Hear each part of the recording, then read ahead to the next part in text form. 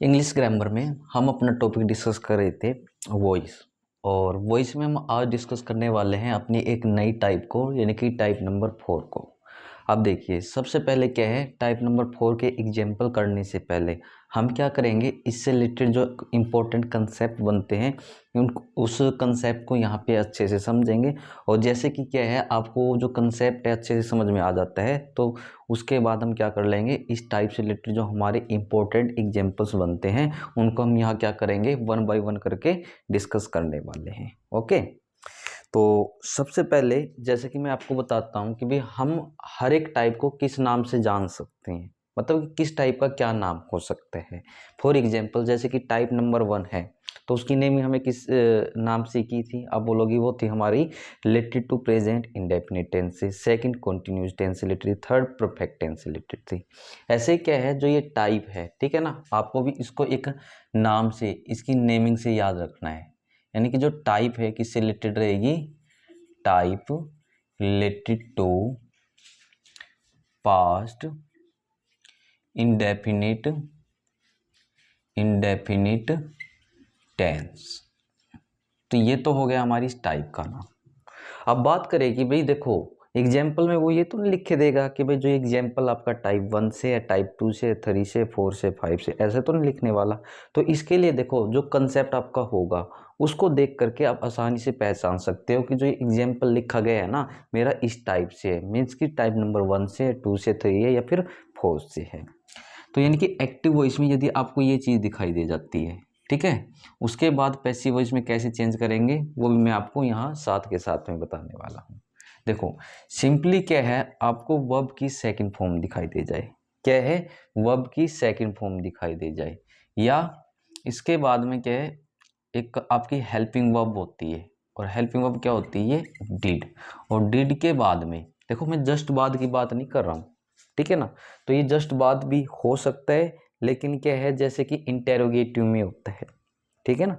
यदि आपने टेंसेस किए हों, टेंसेस में जो इंटेरोगेटिव बनाते हैं तो इंटेरोगेटिव में हेल्पिंग वर्ब पहले लगाते हैं, सब्जेक्ट के बाद फिर आपकी वर्ब की फर्स्ट फॉर्म आती है। बस नॉर्मली इतना याद रखिए, डिड और वर्ब की फर्स्ट फॉर्म दिखाई दे जाए तब भी वो क्या है, किस टाइप से रिलेटेड एग्जाम्पल समझा जाएगा, पास्ट इंडेफिनिट टेंस से रिलेटेड एग्जाम्पल समझा जाएगा। यानी कि जहाँ सेकंड फॉर्म आ गई है ना, आप समझ जाना कि वो जो एग्जाम्पल है मेरा पास्ट से रिलेटेड है।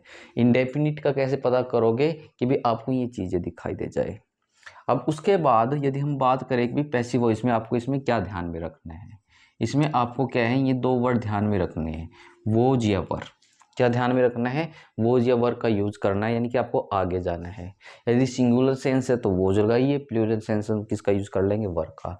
और जैसे कि हम क्या है, मेनली वर्ब के तौर पे किस फॉर्म का यूज करते हैं, तो आप सभी बोलेंगे वर्ब की थर्ड फॉर्म का यूज कर लेते हैं। तो ये देखो, ये एक बेसिक सा कंसेप्ट था, ठीक है ना। स्टार्टिंग वाली या फिर सेकंड वाली वीडियो में मैंने ये चीज़ बता रखी है आपको, और दोबारा से फिर मैंने क्या है, इसको रिपीट करा दिया है। अभी क्या है, इन कंसेप्ट को कैसे यूटिलाइज किया जाता है, कैसे यूज में लेके आया जाता है, तो उससे रिलेटेड क्या है, हम एग्जाम्पल को यहाँ डिस्कस करने वाले हैं। यदि देखिए आपने टाइप 1, 2, 3 को अच्छे से समझा है, अब जो एग्जाम्पल मैं आपके सामने लिख रहा हूँ तो डेफिनेटली क्या है, मुझसे पहले आप इसको ठीक तरीके से चेंज कर लोगे, ठीक है ना, क्योंकि कंसेप्ट आपके सामने है, ज़्यादा प्रॉब्लम आने वाली नहीं है। अब देखिए, तो जल्दी से इस टाइप का फर्स्ट एग्जाम्पल देखते हैं हम। तो फर्स्ट एग्जाम्पल में हमें दिया गया है उषा वोन ए रेस। क्या दिया गया है, उषा वोन ए रेस, और बाद में क्या लगाया गया है, फुल स्टॉप लगाया गया है। अभी के लिए आप क्या करिए, इस चीज़ को भूल जाइए, एग्जाम्पल को ध्यान से देखिए। एग्जाम्पल किस में है, ये आपका एक्टिव वॉइस के अंदर है। आप मुझको बताइए कि एग्जाम्पल को देख के कैसा पता करोगे कि भाई ये किस टाइप से रिलेटेड एग्जाम्पल है। तो आप यहाँ पे ध्यान से देखिएगा, ठीक है ना। इसके लिए आपको फॉर्म ऑफ वर्ब का भी पता होना चाहिए। यदि क्या है, आपको फर्स्ट का, सेकंड का, थर्ड का पता होगा तो बहुत सी चीज़ें क्या है आपको वहाँ से भी क्लियर होंगी।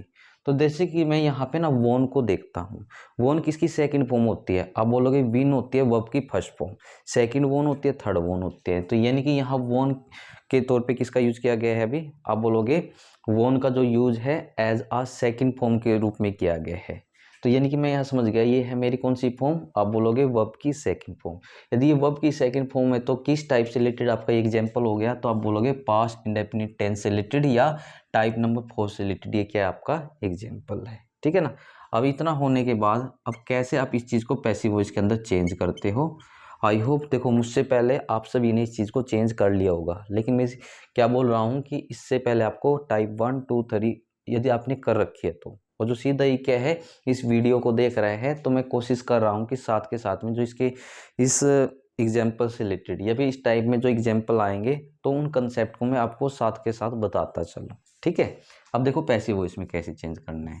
पहले हम देखते हैं सब्जेक्ट, ऊषा सब्जेक्ट हो गया, वोन दिया गया है, मतलब ये हमारी वर्ब हो गई है। उसके बाद ए रेस क्या बन जाएगा आपका ऑब्जेक्ट, और कॉन्सेप्ट क्या होता है हमारा, आप बोलोगे जो ऑब्जेक्ट होता है हम उसको पैसिव वॉइस में सब्जेक्ट बना लेते हैं, तो यानी कि आप क्या लिखोगे ऑब्जेक्ट का सब्जेक्ट यानी कि ए रेस आ जाएगा। अब जब हम पैसिव वॉइस बना रहे थे तो वॉज का यूज करेंगे या वर्क का। अब एक ही रेस की यहाँ पे बात की जा रही है तो सिंगुलर के साथ में आप किसका यूज करते हो, तो आप बोलोगे वॉज आ जाएगा। देन उसके बाद में हम किस वर्ब का यूज करना है, तो आप बोलोगे वर्ब की थर्ड फॉर्म का। तो वोन देखो यहाँ वर्ब की सेकंड फॉर्म दी गई है, थर्ड फॉर्म भी क्या होती है, तो आप बोलोगे वोन ही होती है, क्या होती है वोन। देन उसके बाद हम किसका यूज करते हैं, परिपोषण के तौर पे बाई का यूज कर लेंगे। देन फिर जो सब्जेक्ट है सब्जेक्ट का क्या बना लेना है ऑब्जेक्ट। देखो सब्जेक्ट के तौर पे यदि आपका नाम दिया गया है तो ऑब्जेक्ट में नाम ही लिखना है, किसके अंदर, वॉइस के अंदर। जबकि नरेशन में ऐसा नहीं होता है, नरेशन में नाम के लिए हम प्रोनाउन का यूज करते हैं। तो छोटी सी जो कन्फ्यूजन है ना, आपको इस चीज़ को बारीकी से समझना है। तो यानी कि हम क्या करते हैं वॉइस में, यदि सब्जेक्ट नाम से है तो ऑब्जेक्ट भी आपको नाम से ही लिखना है। गलती नहीं कर देनी है कि आप यहाँ पे इसके रिलेटेड प्रोनाउन यूज कर दो। तो यहाँ सब्जेक्ट का ऑब्जेक्ट बना दिया, ऑब्जेक्ट क्या बन जाएगा फिर से, आप बोलोगे ऊषा।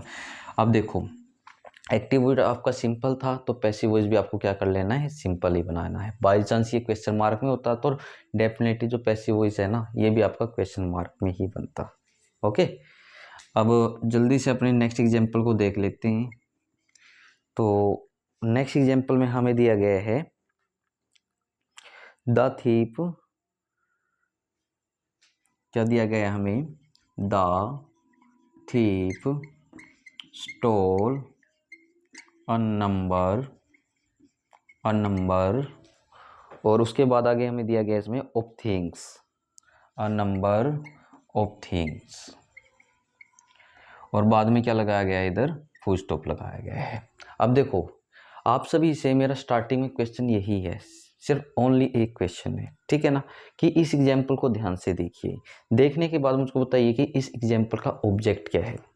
यदि जिस बच्चे ने भी क्या है एग्जाम्पल को देखने के बाद, ठीक है ना, इस टाइप का यदि एग्जाम्पल मिल जाता है और ऑब्जेक्ट पहचानना आ जाता है तो ज़्यादा कुछ नहीं है इस क्वेश्चन के अंदर। ठीक है। तो आई होप क्या है इस एग्जाम्पल के अंदर ऑब्जेक्ट सभी को पता होगा। तो सबसे पहले हम काम क्या करते हैं कि भाई एग्जाम्पल को देख के पता करते हैं कि भाई ये मेरा किस टाइप से रिलेटेड एग्जाम्पल है। तो आप देखोगे यहाँ पे स्टोल दिया गया है, तो स्टील होती है वर्ब की फर्स्ट फॉर्म, सेकंड स्टोल होती है, थर्ड स्टोलिन होती है। तो यानी स्टोल दी गई तो यानी वर्ब की सेकंड फॉर्म है। वर्ब की सेकंड फॉर्म का यूज किस टाइप में किया जाता है, पास्ट इंडेफिनिट टेंस की टाइप में किया जाता है। यानी कि एग्जाम्पल किस टाइप से, आपका टाइप नंबर 4 से हो गया। अब देखो पैसिव वॉइस में हम कैसे इस चीज़ को चेंज करते हैं। तो सबसे पहले क्या लिखेंगे, हम सब्जेक्ट लिखेंगे। उसके बाद ये वर्ब की सेकंड फॉर्म है तो ये आपकी वर्ब बन गई। अब मैं बात कर रहा था, अभी मुझको बताइए कि इसके अंदर ऑब्जेक्ट क्या है। तो ध्यान में रखिएगा, तो ये सारा का सारा ही क्या बनेगा, इसके अंदर आपका ऑब्जेक्ट बनेगा। यानी कि ए नंबर ऑफ थिंग्स क्या बन जाएगा, ये सारा का सारा ऑब्जेक्ट। बहुत से ये मान लेते हैं भी इसमें ए नंबर ऑब्जेक्ट है, बहुत से मानते हैं इसमें थिंग्स ऑब्जेक्ट है। ऐसा कुछ नहीं है, इसमें सारा का सारा ऑब्जेक्ट क्या रहेगा, ए नंबर ऑफ थिंग्स आ जाएगा। और हमारा कंसेप्ट क्या है, आप बोलोगे जो ऑब्जेक्ट है उसका सब्जेक्ट बना लेंगे। यानी कि यहाँ क्या आ जाएगा, ए नंबर ऑफ थिंग्स। ठीक है ना। अब देखो नंबर की बात की गई है, तो नंबर की बात की गई है और यहाँ थिंग्स भी लिखा गया है, तो यानी कि एक चीज़ की तो नहीं यहाँ बात की जा रही है। तो आप क्या बोलोगे, एक से ज़्यादा की यहाँ पे क्या की जा रही है, आप बोलोगे बात की जा रही है। जब जहाँ एक से ज़्यादा की बात की जाती है तो कौन सी सेंस बनती है, आप बोलोगे प्लूरल सेंस बनती है। तो पैसिव वॉइस में से वोज या वर्ब में से किसका यूज़ करेंगे, तो प्लूरल के साथ में हम वर्ब का यूज़ करते हैं। फिर मेन वर्ब के तौर पे किसका यूज़ करना है, वर्ब की थर्ड फॉर्म का।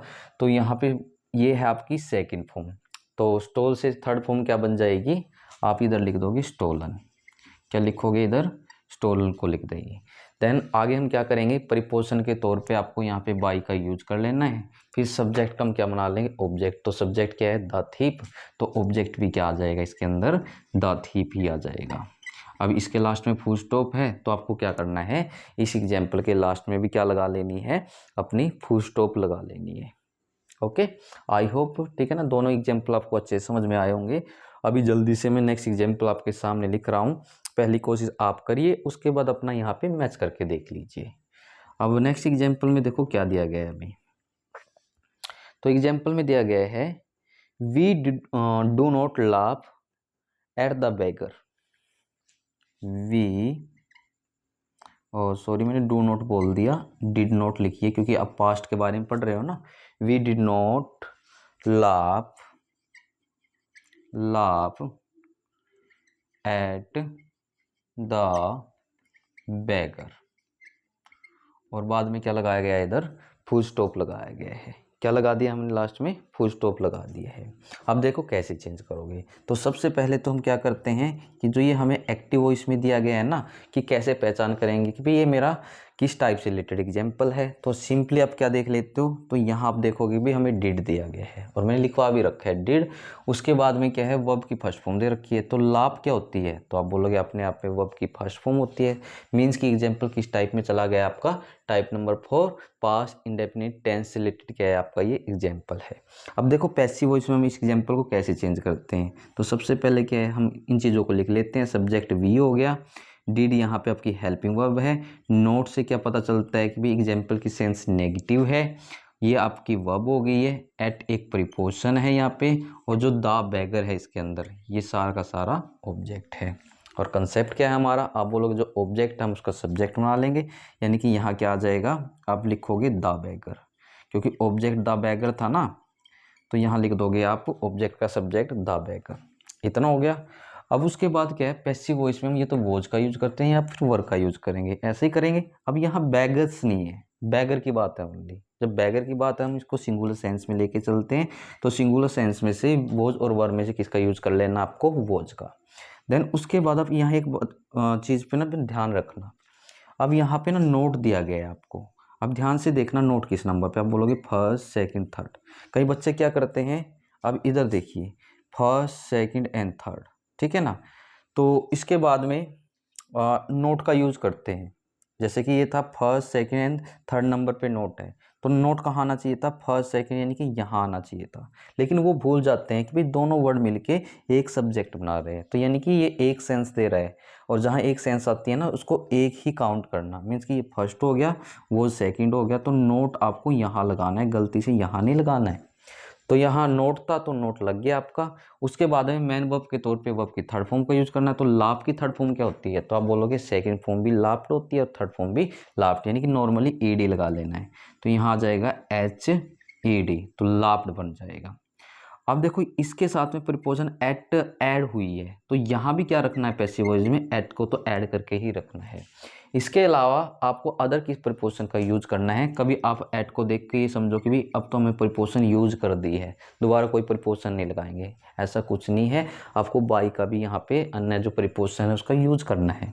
लास्ट में हम क्या करते हैं, जो सब्जेक्ट है उसका ऑब्जेक्ट बना लेते हैं। तो सब्जेक्ट में हमें क्या दिया गया है, तो आप बोलोगे वी है, और वी का ऑब्जेक्ट क्या बन जाएगा, देखो वी आवर अस, तो यानी कि वी का ऑब्जेक्ट क्या हो जाता है हमारा, आप इधर लिख दोगे अस। तो यहाँ लास्ट में हम क्या लगा देंगे, फुल स्टॉप लगा लेते हैं, यानी कि एक्टिव वॉइस जैसा है, पैसिव वॉइस हम क्या कर लेंगे, ऐसा ही बना लेंगे। मीन्स कि देखो यदि ऐसा हो कि आपको ना दिखाई दे, ठीक है, आसान है, ज़्यादा मुश्किल नहीं है, मैं रिपीट करा देता हूँ, ठीक है ना, आप समझ लेना इस चीज़ को। The bagger was not laughed eight by us.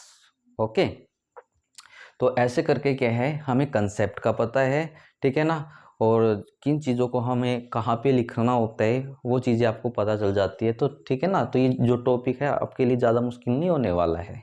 लेकिन सबसे पहले क्या है, आपको अपने कंसेप्ट को का अच्छे से पता होना चाहिए, कहाँ पे हम कौन से कंसेप्ट को इम्प्लाई करते हैं, या फिर कहाँ पे हम अपने किस कंसेप्ट का यूज़ करते हैं। अभी जल्दी से मैं आपके सामने नेक्स्ट एग्जाम्पल लिख रहा हूँ इस टाइप का, तो मैं इसको इरेज करा देता हूँ। कुछ चीज़ यदि नोट करनी है तो आप वीडियो को पॉज करके नोट कर सकते हो, ठीक है ना।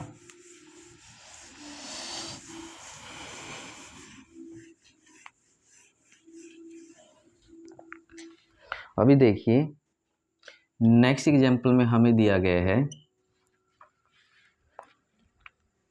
Did they play hockey. क्या दिया गया है? Did they play hockey. और यहाँ की बार लास्ट में देखना क्वेश्चन मार्क लगाया गया है। अब इसको सिंपल नहीं बनाया गया है, जो एग्जाम्पल दिया गया है ये आपका सिंपल नहीं है, लास्ट में क्वेश्चन मार्क लगाया गया है, तो यानी कि क्वेश्चन मार्क बेस्ड है। और जैसे कि मैं आपको कई बार बता चुका हूँ कि एक्टिव वॉइस का जैसा एग्जाम्पल होता है ना, पैसिव वॉइस का आपको ऐसा ही एग्जाम्पल बनाना होता है। मीन्स कि यदि क्वेश्चन मार्क का है तो पैसिव वॉइस भी कैसा बनेगा, आप बोलोगे क्वेश्चन मार्क वाला ही बनेगा हमारा। तो हम जल्दी से इसको किस में कन्वर्ट कर लेते हैं, पैसिव वॉइस के अंदर। लेकिन सबसे पहले हम क्या देखते हैं, देखो ये तो बताने की आपको अभी जरूरत नहीं होगी कि कैसे पहचानोगे किस टाइप से रिलेटेड एग्जाम्पल, ठीक है ना। डिड को देख लेना, वर्ब की फर्स्ट फॉर्म आई है, डिड वर्ब की फर्स्ट फॉर्म, मतलब कि किस टाइप से रिलेटेड एग्जाम्पल है, type number 4 past indefinite tense से रिलेटेड आपका ये एग्जाम्पल रहने वाला है। तो देखो सबसे पहले हम क्या लिखते हैं, तो आप बोलोगे डिड होगी मेरी हेल्पिंग वर्ब, दे मेरा सब्जेक्ट है, प्ले मेरी वर्ब है, हॉकी क्या है आपका ऑब्जेक्ट है, ठीक है ना। अब मैंने ना जो पिछली वाली टाइप है क्वेश्चन मार्क को कैसे चेंज किया जाता है पैसिव वॉइस के अंदर अच्छे से बता रखा है। और मैंने क्या बता रखा है कि भाई क्वेश्चन मार्क वाला ही आपका पैसिव वॉइस में बनेगा। और क्वेश्चन मार्क वाला कैसे बनता है, जब हम हेल्पिंग वर्ब का यूज पहले करते हैं। एक्टिव में भी हेल्पिंग वर्ब का यूज पहले है, पैसिव वॉइस में भी हेल्पिंग वर्ब का यूज पहले होगा। तो यानी कि पैसिव वॉइस में हम या तो वॉज का यूज करेंगे या वर्ब का। लेकिन इसका कैसे पता करें, तो जैसे कि मैं बार बार बोलता हूँ, पहले आपका काम क्या करना है, जो ऑब्जेक्ट है ना उसका सब्जेक्ट बना लेना है। तो ऑब्जेक्ट में क्या दिया गया है, हॉकी। मीन्स कि आप पहले यहाँ पे क्या लिखोगे, हॉकी को लिख दोगे। अब इसकी सेंस को समझना, हॉकी से आपको सिंगुलर सेंस आती है, प्लूरल। अब देखो कहीं भी ये प्लूरल वगैरह जो वर्ड है ना यूज नहीं कर रखा है इधर, ऑटोमेटिक क्या है, जैसे जैसे आप एग्जाम्पल की प्रैक्टिस करोगे आपको पता चलेगा इन चीज़ों का। तो यहाँ कहीं भी मुझको प्लूरल सेंस नहीं आ रही है, तो आप क्या बोलोगे कि हॉकी के से पहले हम किसका यूज कर सकते हैं, वोज का यूज कर सकते हैं। तो क्या हो गया, वोज हॉकी हो गया। इतना हो गया। देन उसके बाद में हमें किसका यूज करना है, मैन वर्ब के तौर पे वर्ब की थर्ड फॉर्म का। बोझ से क्या कर लेते हैं, बोझ के जस्ट बाद वर्ब की थर्ड फॉर्म यूज करते हैं, लेकिन ऐसा नहीं है, नहीं आपको ऐसा करना है। आपको क्या करना है, इस जो सब्जेक्ट का यानी कि ऑब्जेक्ट का सब्जेक्ट किया था, तो इस सब्जेक्ट के बाद में ही आपको किसका यूज करना है, वर्ब की थर्ड फॉर्म का यूज करना है। तो यहाँ देखिए वर्ब आपकी प्ले है, सेकेंड फॉर्म प्ले की प्लेड, थर्ड फॉर्म भी प्लेड, यानी कि ईडी ऐड कर देना होता है इसके अंदर। तो ये वर्ब की थर्ड फॉर्म आ गई इधर प्लेड। देन प्रीपोजिशन के तौर पे किसका यूज करना है, आप बोलोगे बाई का। जो सब्जेक्ट था हम उसका ऑब्जेक्ट बना लेते हैं। तो दे का ऑब्जेक्ट क्या होता है, तो आप बोलोगे दे देयर देम, यानी कि दे का जो ऑब्जेक्ट आएगा हमारा क्या हो जाएगा, देम हो जाएगा। क्योंकि इसके अंदर हेल्पिंग वर्ब का यूज पैसिव वॉइस में भी आपने पहले किया है। यदि एक्टिव वॉइस में हेल्पिंग वर्ब का यूज जब हमने पहले किया था तो क्वेश्चन मार्क का बना था, तो पैसिव वॉइस भी कैसा बनेगा आपका, क्वेश्चन मार्क वाला ही बनेगा। मीन्स कि आप क्या बोलोगे, एक्टिव वॉइस क्वेश्चन मार्क का था तो पैसिव वॉइस भी किस में आ गया आपका, क्वेश्चन मार्क में ही आ गया। अब जल्दी से मैं नेक्स्ट एग्जाम्पल लिख रहा हूँ, ठीक है, आपको ध्यान से समझना है और इसको चेंज करके दिखाना है मुझको। तो अभी नेक्स्ट एग्जाम्पल में देखिए क्या दिया गया है, डज ये है नेक्स्ट एग्जाम्पल आपका, WH फैमिली में ही दे दिया इन्होंने। How did you cross the road, क्या दिया गया है हमें, how did you cross the road, और बाद में क्या लगाया गया है, क्वेश्चन मार्क लगाया गया है। क्या लगा दिया गया है, क्वेश्चन मार्क लगा दिया गया है इसमें। अब देखिए कैसे चेंज करते हैं हम इसको, एक्टिव से पैसिव वॉइस के अंदर। डिड है और यहाँ पे क्रॉस क्या है, वर्ब की फर्स्ट फॉर्म में है, डिड है वर्ब की फर्स्ट फॉर्म में, मीन्स कि किस टाइप से रिलेटेड एग्जाम्पल है, type number 4 past indefinite tense से रिलेटेड है। अब हमें इसको किस में चेंज करना है, पैसिव वॉइस के अंदर। देखो पहला प्रयास आप सभी को करना है, ठीक है ना।